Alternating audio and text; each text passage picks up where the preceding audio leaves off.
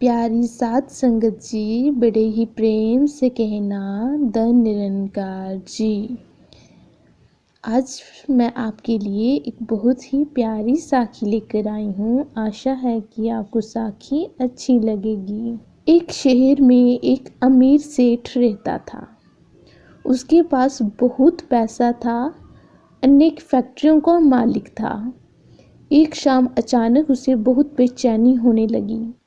उसने डॉक्टर को बुलाया और अपनी जांच करवाई, पर कुछ भी नहीं निकला। उसकी बेचैनी बढ़ती गई और उसे समझ नहीं आ रहा था कि उसके साथ क्या हो रहा है। रात हुई, नींद की गोलियां भी खा ली, पर नींद आने को तैयार ही नहीं थी और ना ही उसकी बेचैनी कम हो रही थी।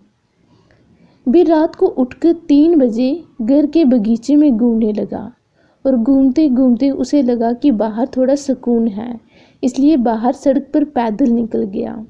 चलते चलते हजारों विचार मन में चले रहे थे और वे घर से बहुत दूर निकल आया था और थकान की वजह से एक बेंच पर बैठ गया। उसे वहाँ बहुत शांति मिल रही थी। इतने में वहाँ एक कुत्ता आया और उसकी चप्पल उठाकर ले गया। सेठ ने उसे देखा तो वे दूसरी चप्पल उठाकर उस कुत्ते के पीछे भागा। कुत्ता पास के ही एक झोंपड़ी में घुस गया। सेठ भी उसके पीछे था। सेठ को करीब आता देखे कुत्ते ने चप्पल को छोड़ दी और चला गया। सेठ ने गहरी सांस ली और अपनी चप्पल पहनने लगा। इतने में उसे किसी के रोने की आवाज़ सुनाई दी। वे और करीब गया तो उसे एक झोंपड़ी में से किसी की आवाज़ आ रही थी। उसने झोंपड़ी के फटे हुए बोरे से झांक कर देखा तो वहाँ एक औरत फटी मैली सी चादर पहने दीवार से सटक कर रो रही थी और बोल रही थी, हे भगवान मेरी मदद कर। सेठ के मन में आया कि जहाँ से चले जाऊँ कहीं लोग उसे गलत ना समझ लें। सेठ थोड़ा आगे बढ़ा तो उसके दिल में ख्याल आया कि आखिर भी औरत रो क्यों रही थी, उसको तकलीफ क्या है। उसने अपने दिल की बात सुनी और झोंपड़ी में जाकर दरवाज़ा खटखटाया।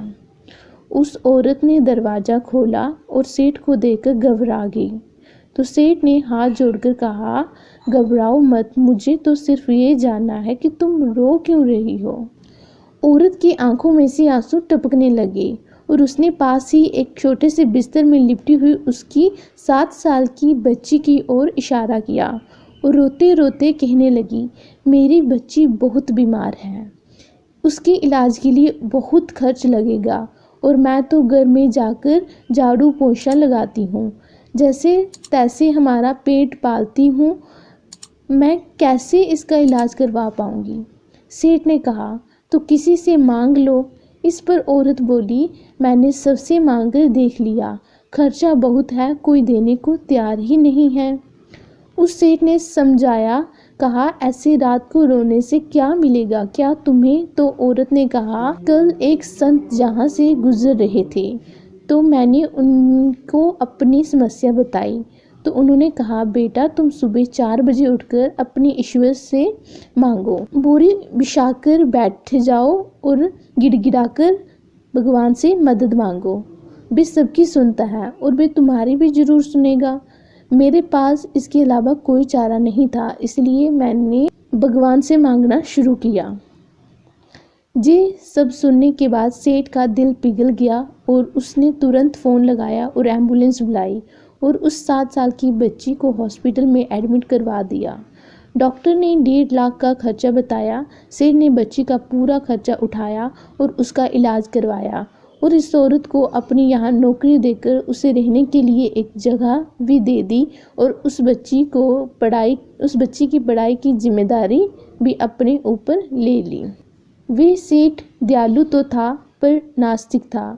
उसके मन में सैकड़ों सवाल चल रहे थे, क्योंकि उसकी बेचैनी तो उस वक्त ही ख़त्म हो गई थी जब उसने एम्बुलेंस को बुलाया था।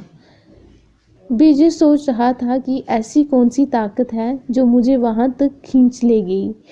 क्या यही ईश्वर है? और यदि ये ईश्वर है तो सारा संसार आपस में धर्म जात पात के लिए क्यों लड़ रहा है? क्योंकि ना मैंने इस औरत की जात पूछी और ना मैंने ईश्वर की जात देखी। मैं ईश्वर ने तो उसका दर्द देखा और मुझे इतना घुमाकर उसके पास पहुंचा दिया। वह सेठ समझ चुका था कि कर्म के साथ सेवा भी बहुत ज़रूरी है, क्योंकि इतना सुकून उसे ज़िंदगी में पहले कभी नहीं मिला था। आशा है कि आपको साखी बहुत अच्छी लगी होगी, इसलिए साखी को लाइक, कमेंट और शेयर ज़रूर करें और चैनल को सब्सक्राइब भी कर लें।